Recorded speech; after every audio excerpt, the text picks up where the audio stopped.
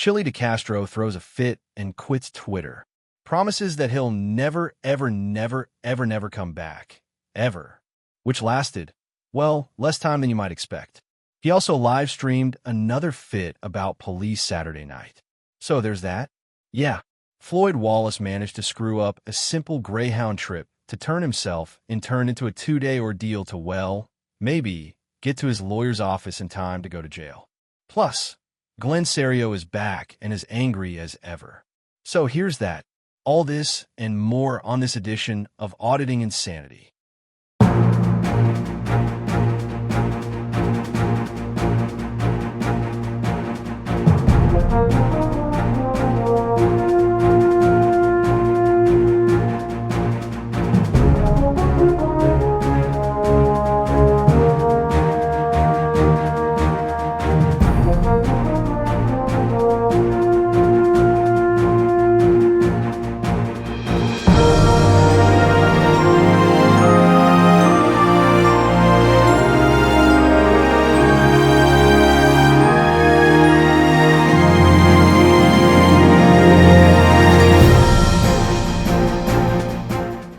Good afternoon, and welcome to another edition of the Auditing Insanity Newscast, powered by ReallyCoolNews. I'm AI Johnny Jones, and I'll be your host for this combined newscast for Sunday, March 2nd and Monday, March 3rd, 2025. Listen, what's that smell? It's the stinky thought of the return of Serio to our lineup. That's right, Seattle's own mountain of a man is back. See his dramatic encounter with security guards and his latest threats against the world. We've also got new stories on Chile DeCastro acting like a baby and Floyd Wallace pulling a will he or won't he with reporting to jail. We think he did. So, without further delay, we're going to ask you to focus on Delete Laws quits Twitter to never come back. Nope. Jose Chile DeCastro posted a dramatic goodbye to Twitter Sunday night in a mid-evening message stating, "I'm logging off and I probably won't be back. Goodbye, X." It's unclear what motivated the self-proclaimed social media superstar to decide to leave the service and, if real, it puts an end to efforts by DeCastro to set himself up on Twitter as his primary social media platform. DeCastro announced in November, around the time that his main YouTube channel was hacked by a YouTube rival and briefly taken offline by the service, that he was moving his social media efforts to Twitter as it provided uncensored content. The former JockSock spokesperson had been frustrated at the growing shadow ban of his channels on the YouTube platform and began to teach his followers how to use the service. He went so far as to show them how to watch his live streams on Twitter, which resulted in a handful of his supporters watching on both services for a time. By mid-December, DeCastro had given up on his efforts to move his primary platform from YouTube to Twitter. His live streams on the platform had decreased in attendance, and the reality of the extreme numbers it would take to be monetized by Twitter seemed to force him back to YouTube. In recent weeks, he had used his Twitter presence to make anti-Israel comments, most recently temporarily flagged by the service for his stance against supporting Israel. DeCastro's stance has been that he backs the idea of putting the United States' interests first and condemns politicians who defer to Israel's interests ahead of those of the United States. While claiming to be a Colombian Jew, DeCastro has never practiced the Jewish faith and had previously claimed a Roman Catholic background. DeCastro's Saturday night livestream had been fairly uneventful leading up to his Sunday decision to leave Twitter. He spent the majority of the livestream reviewing a city council meeting from Huntsville, Alabama. Huntsville had previously been covered on DeCastro's livestream as several members of the police force, including the police chief, were fired after the overdose death of a police dispatcher resulted in a grand jury investigation revealing massive corruption within the department.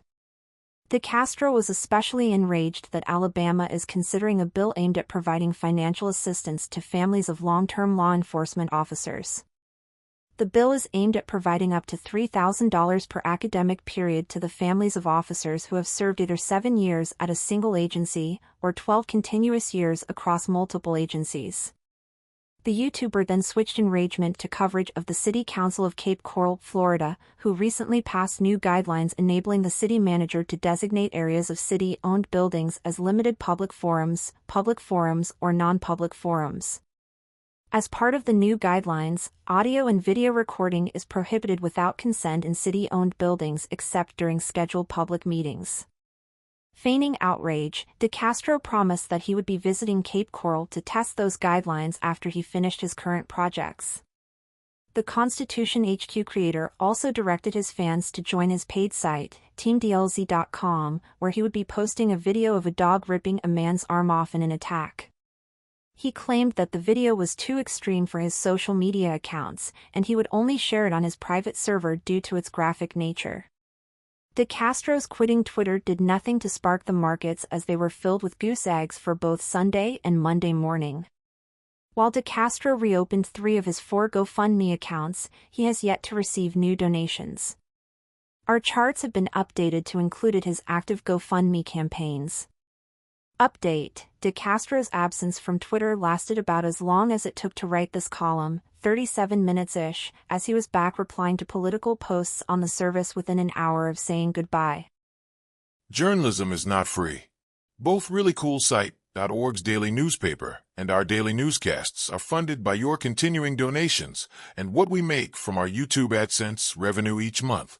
If you'd like to contribute to help us keep the lights on, eating, keeping the cats fed, and writing news stories to feature on both the newspaper and newscast each day, we do have a GoFundMe set up at the address on screen right now.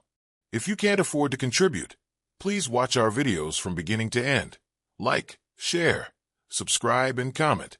You can help by doing next to nothing, and we thank you in advance for pitching in.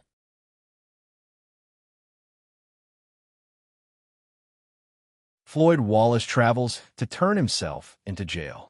Floyd Wallace went live twice over late Saturday evening and mid-afternoon on Sunday as he detailed his epic ordeal in taking a Greyhound bus to Norman, Oklahoma, to turn himself into police for an outstanding warrant. Wallace's warrant was confirmed Saturday afternoon as the Oklahoma court site was updated with his outstanding warrant for missing his court date on February 18th. So, DEF FTA for Dispo. BF. BW to issue NCIC all states. Bond set. $1,000 state requests $1,000 per deaf attorney allowed to W/draw/SFB. The YouTuber had planned to turn himself in on Monday for the warrant, and his second stream on Saturday was to raise $60 to pay his outstanding probation fees from an incident in Grayson, Texas last year. While he said he had enough donations to cover the probation fees at the end of the live stream, his probation account still shows a $40 delinquent fee as of Sunday afternoon. He also claimed that once paid, his probation would be over on March 7th, 2025. In the hours between his first and second live stream, he received a $75 donation that he announced he was refunding. He made it clear that he wouldn't keep money that someone had mistakenly given him, even if he really needed the money. Wallace then announced that he had purchased a bus ticket and that he was leaving at 10 p.m. Saturday night to arrive in Norman, Oklahoma at midday on Sunday. The timing was strange, as it was assumed that Wallace was coming from his previous home in College Station, Texas, and going to Norman.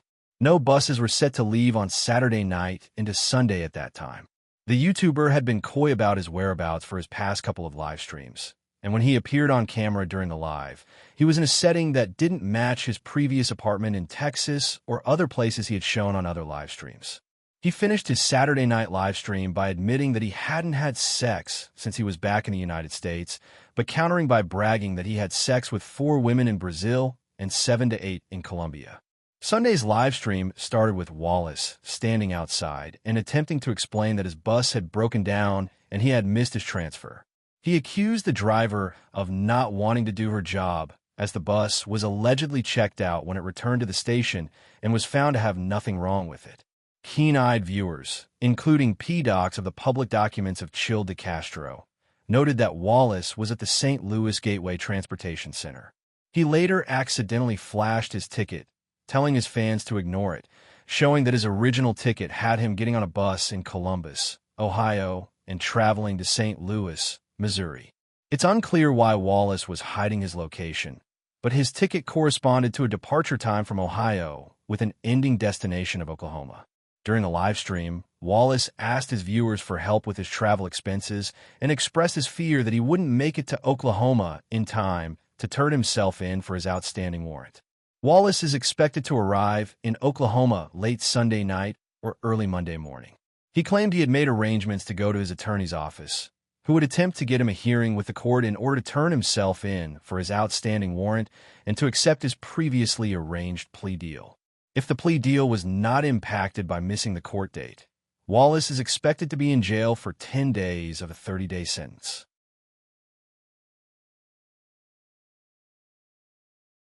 Glenn Serio gets ejected from college computer lab.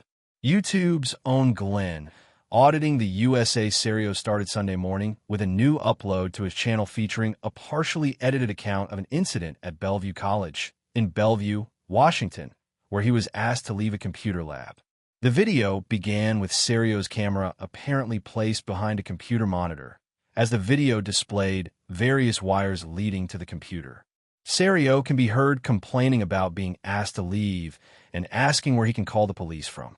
The second voice offered to show him, but warned that it wouldn't end well if he called the police.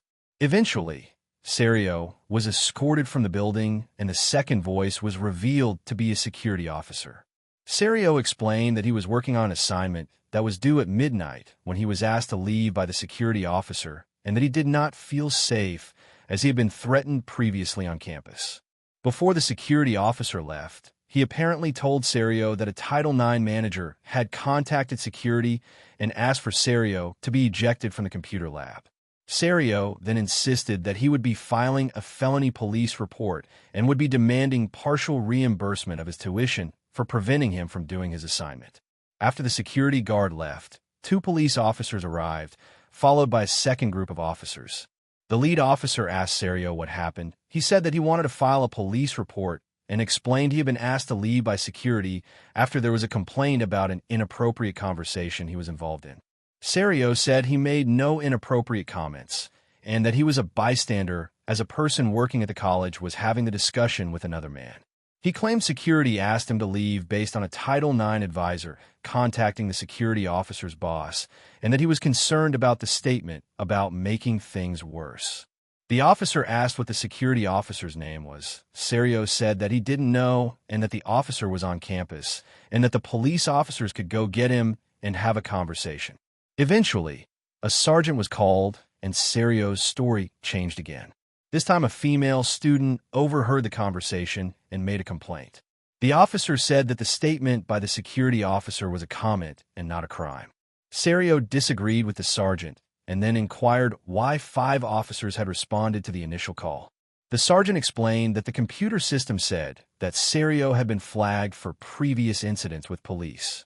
Serio denied that he had any previous contact with police and began a story that he couldn't be employed where he was if he had a criminal history. After a jump in the video, Serio was now in the parking garage of the Bellevue City Hall using a 911 call box to request assistance. He explained that he wanted to file a complaint against the officers who responded to his incident at the college and that he wanted a sergeant or a high-ranking police officer to take his complaint. The sergeant who had handled the complaint at the college responded to Serio, then went and got a second sergeant when it was apparent that Serio was there to complain about him.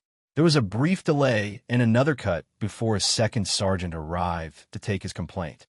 Serio claimed that the original sergeant did not take his complaint seriously and accused him of having an extensive criminal history. He then said that he couldn't have an extensive criminal history as he had previously worked at such Fortune 500 companies as Microsoft and Boeing. He then became upset when the sergeant made it clear that he was there to take his complaint against the police and not to investigate his original complaint.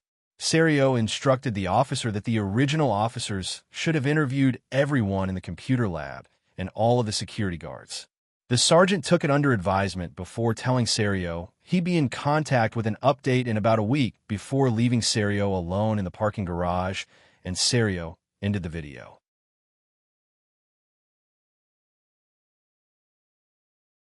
And we're back. Jim and the gang are on the air tonight with not another Jim live stream, tonight at 8 p.m. Eastern. We know, yes, they're going to take a look at drunk girls and have a lot of fun at each other's expense. But that's the whole show right there. They're nearing a big milestone and are all happy and excited about it. So tune in and find out what we're talking about tonight. With that, I'm out of here. Take care all.